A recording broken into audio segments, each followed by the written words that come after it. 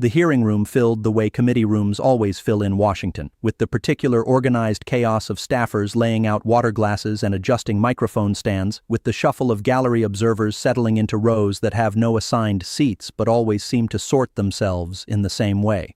On the morning in question, Matt Rosendale entered with the energy of a man arriving at an event he had already decided was beneath him. He dropped his papers on the table without arranging them. He spoke to the aide at his elbow without looking at her. And when Jasmine Crockett walked in carrying a leather portfolio and 2 folders marked with orange tabs, he glanced in her direction the way a man glances at a weather report he has already decided not to believe. "Here we go," he said, audibly to no one in particular. "The floor show." The words carried. Gallery reporters caught them. A staffer at the far end of the table looked down at her notepad.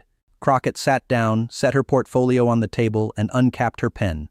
She did not look up. She did not respond. She wrote something at the top of her notepad in letters that, to those close enough to read them, said only, "He said it first."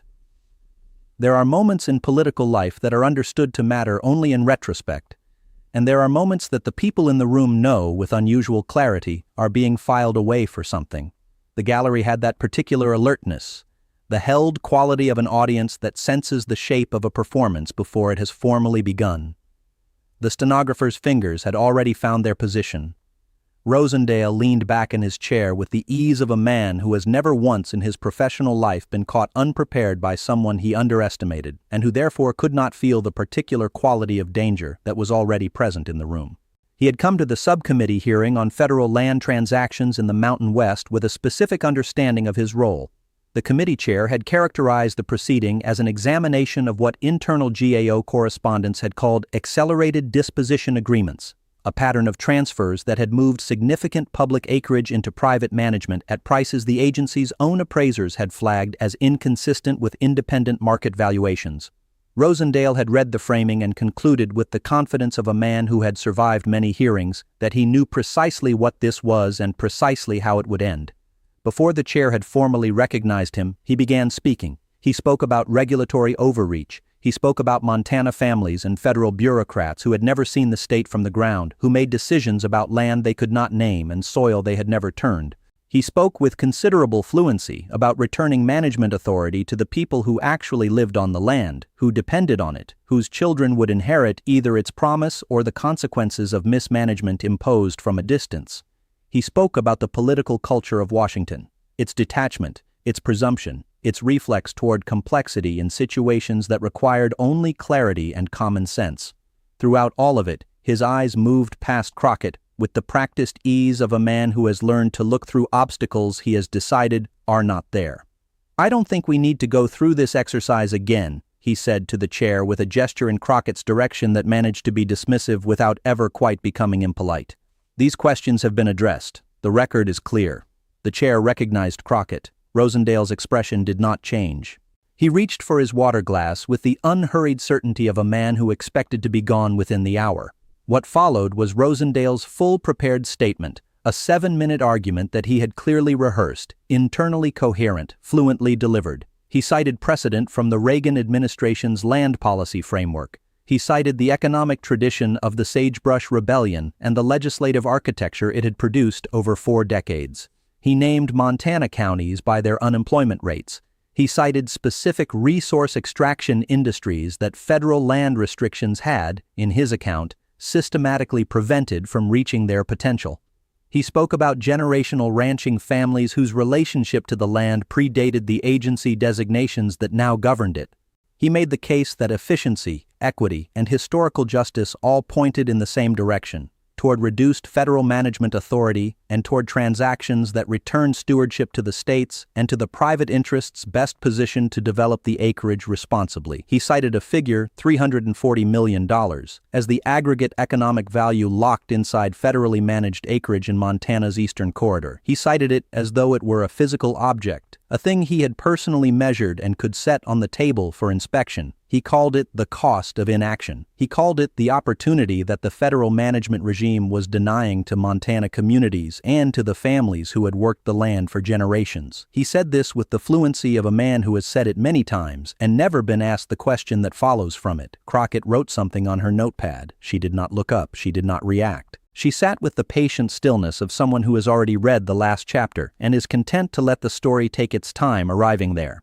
He concluded at the 7-minute mark, straightened his papers, and took a long drink of water. He looked toward the chair with the expression of a man who has made his case and expects it to stand unchallenged.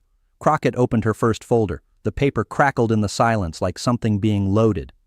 "Thank you, Mr. Rosendale," she said. The tone was clinical, courteous in the way a surgeon's voice is courteous before the first incision, precise and without warmth but also without hostility. Nothing in her posture had shifted since she sat down. Nothing would shift for the duration of what followed. "I want to make sure I understand your testimony correctly before we proceed, so I need to go back to the $340 million figure. You've used that number publicly on multiple occasions, and you've used it again today. Is that the number you'd like this committee to rely on?" "It is the accurate figure," Rosendale said. He was still comfortable. She appeared to be asking clarifying questions, which was the standard opening movement, and he had clarified this figure before. That's what independent economic modeling demonstrates. "Good," Crockett said. She placed a single page on the table in front of her. Not dramatically, but deliberately, with the quiet care of someone setting down something that cannot be taken back. "I'd like to talk about where that number comes from, and I want to start with who commissioned the modeling." She looked up at him then, for the first time since the hearing had begun, with the focused patience of someone who has read the last page of the book and is now enjoying the first chapter. The document she had placed on the table was dated 14 months before the hearing. It was a commissioned economic analysis, not by the federal government, not by an independent academic institution, not by any entity whose methodology was subject to external validation. It had been produced by a private firm called Ridgeline Resource Partners LLC, incorporated in Delaware in March of 2021. Crockett read the name aloud once. She did not editorialize. She simply stated it and let the room do what rooms do when a name lands in them unexpectedly. "Ridgeline Resource Partners," she said. "That is the firm that produced the $340 million valuation that you cited 3 times in your prepared statement this morning. Is that accurate?" Rosendale said that the source of an analysis did not determine its accuracy. He said that private economic modeling firms produced credible and rigorous work routinely, and that dismissing legitimate research based on its origin was precisely the kind of procedural deflection that prevented serious conversations about serious issues. Crockett turned a page. Ridgeline Resource Partners was incorporated in Delaware in March of 2021. One of its 2 managing partners is a man named Gerald Forsyth, who served as a fundraising director for your 2020 Senate campaign. The other managing partner is a limited liability entity called Bridger Canyon Investments, whose beneficial ownership structure was disclosed in a Montana state business filing from last year. She said a second document alongside the first. That filing lists a trust as the beneficial owner of Bridger Canyon Investments. The trustee of that trust is your brother-in-law. The room's quality shifted. Not loudly, not with any single audible reaction, but in the way pressure shifts when a window is opened in a sealed space. Rosendale's hands, which had been resting flat on the table, moved. He picked up his water glass. He set it down without drinking from it. "That is a significant mischaracterization," he said. "Family adjacency to business associates is not a—" "I am not characterizing anything yet," Crockett said. "I am establishing the origin of the number you used. Let me continue." She opened her second folder. The tabs inside were color-coded. Blue for financial records, yellow for correspondence, red for official filings. She set a blue-tabbed page on the table with the same unhurried precision she had used throughout. The $340 million figure is derived from a per-acre valuation of $1,200 applied to approximately 283,000 acres in the Eastern Corridor. That per-acre figure appears in the Ridgeline analysis.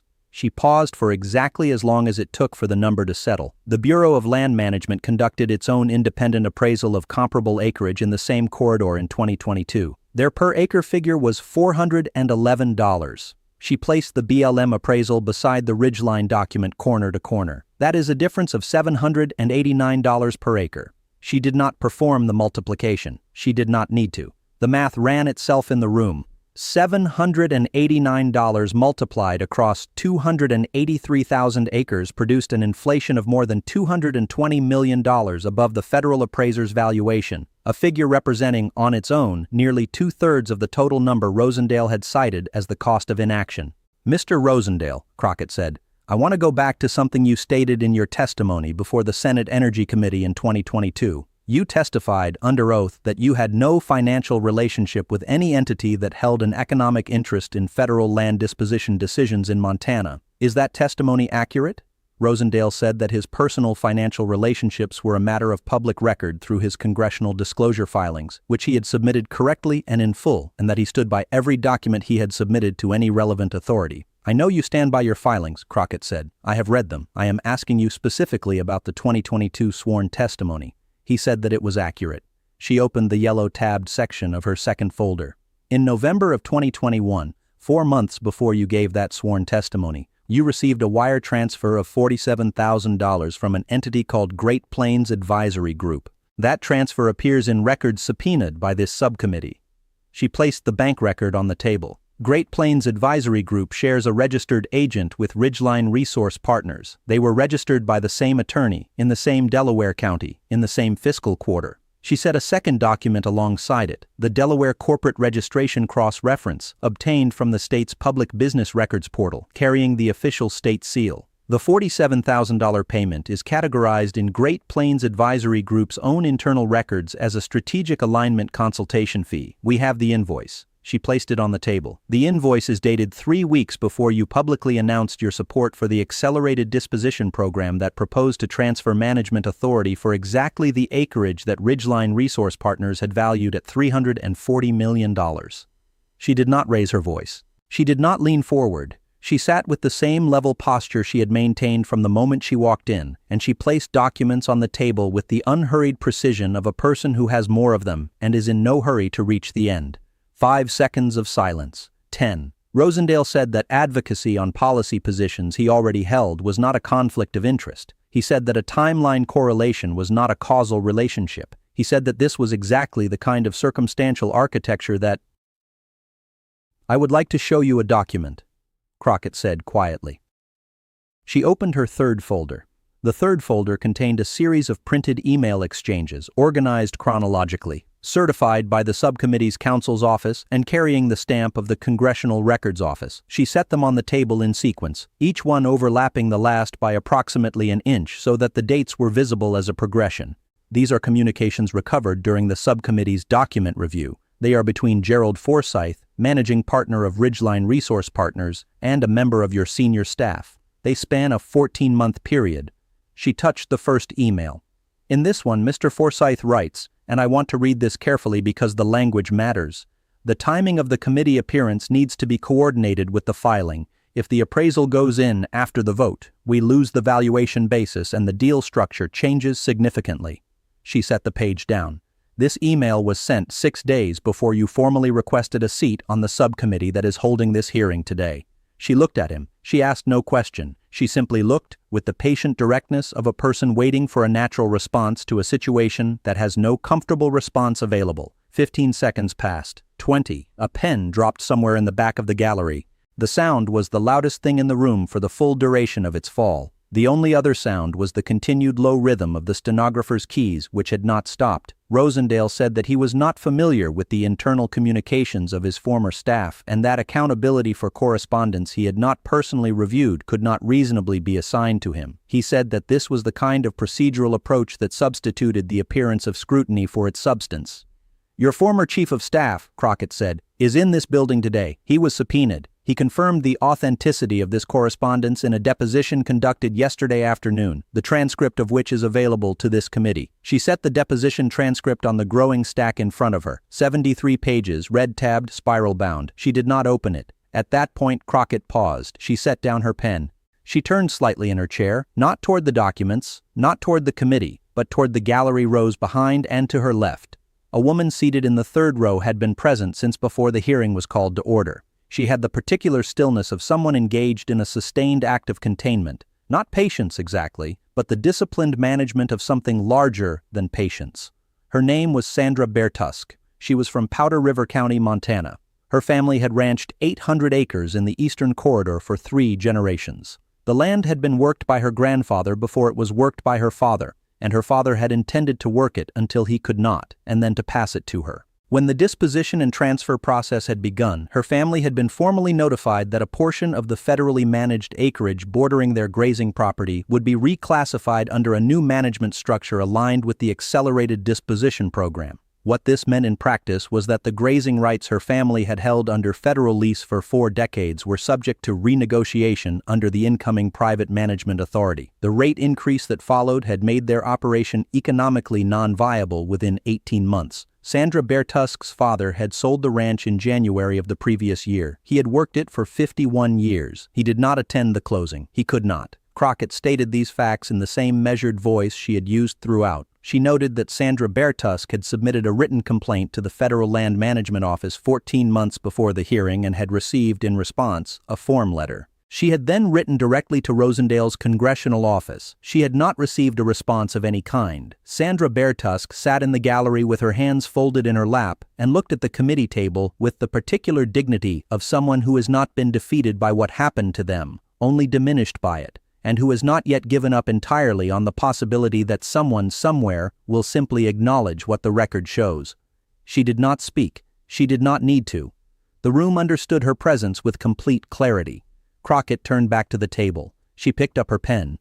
She looked at Rosendale with the expression of a person who is about to ask the only question that has ever mattered in this room. "Mr. Rosendale," she said, and the quietness of her voice was its own kind of weight. "I want to ask you one question. I want to be transparent with this committee that whatever your answer is, the documentary record that exists in relation to your answer is available to this subcommittee." The gallery held its breath in the way galleries do when they understand that something is closing. "Did you at any point communicate directly with Gerald Forsyth or with any representative of Ridgeline Resource Partners about the timing or the content of your testimony before this or any other congressional committee?" The question entered the room and occupied it completely. 5 seconds. 10, 15. Rosendale's jaw moved. His mouth opened and formed the beginning of a word that starts with a sound and requires a complete thought behind it to become language, and the thought did not come. His hands, which had been still since the email exhibit, gripped the table's edge. The color that had been in his face redistributed itself visibly, concentrating along his jaw, around his eyes, at the line where his collar met his neck. His aide leaned forward. He moved his arm, a small motion, a gesture of dismissal. The aide leaned back. 20 seconds. 23. A camera shifted in the press pool. The sound of it, the mechanical adjustment of a lens, was the only sound in the room other than the uninterrupted rhythm of the stenographer's keys. "I would need to consult," he began. "This is a yes or no question," Crockett said with the gentleness of someone who has heard every version of this response and has documentation organized specifically for each one. "The committee will note in the record that you have requested to consult counsel before responding." He said that he was consulting counsel. He said it to his aide, not to the committee. His voice had lost the fluency it had carried into the room. It had become something thinner, something that moved along its edges without the authority that had animated it 90 minutes earlier. He pushed his chair back, not fully, not with the decisiveness of a man making a decision, but with the partial motion of someone who has found himself in a space that no longer holds a comfortable position. He spoke again to his aide. He mentioned reconvening at a time that his legal representation could be present. He mentioned submitting a written response. He mentioned, with diminishing coherence, the importance of ensuring that the record accurately reflected the proper procedural context. By the time he reached the door, Crockett had already turned back to her documents. The stack in front of her had not been fully exhausted. She made a note on her pad in the same measured script she had used since the hearing began. The stenographer kept typing. Sandra Bertusk sat in the third row of the gallery and watched the door close behind the man who had not responded to her letter, who had called the proceeding a floor show before it began, and who had left before it ended. "What occurred in this room today," Crockett said to the remaining committee members, and to the gallery that had not moved, and to the stenographer whose record would carry the words forward into whatever came next, "is not a complicated story. A number was presented to this committee as independent economic analysis. That number was produced by an entity with documented financial connections to the person presenting it. The land that number was applied to is land that families like Sandra Bertusk's family have worked for generations. The policy constructed around that number has already altered those families' lives in ways that are irreversible. And the congressional hearing designed to examine that policy was, according to documentary evidence this committee now possesses, coordinated in advance with the private interests that stood to benefit from its outcome. She gathered her folders with the same unhurried care with which she had opened them, returning each one to her portfolio in the order she had used it. At the start of this hearing, Mr. Rosendale said, and I want to be precise about his words because words are what we have on record, that committee members who had never set foot in Montana were making judgments about situations they lacked the experience to understand. I would ask this committee to consider carefully who, in the matter of Montana's eastern corridor, actually understood the situation, and who was financially positioned to benefit from others not understanding it. She closed the zipper on her portfolio in one clean motion. Sandra Beartusk understood it. She wrote it down in a formal complaint and sent it to the people whose job was to respond. She did not receive a response. That is what accountability looks like in its absence, and that is what this committee exists to provide when it does not otherwise come. She stood. She was the calmest person in the room, had been from the moment Matt Rosendale had said the words, "floor show," and looked past her at whatever easier morning he had assumed was waiting on the other side of this proceeding. The chair thanked her. The room held what it had witnessed in the particular silence that follows events that do not require narration. Somewhere in the press gallery, the first story was already being written.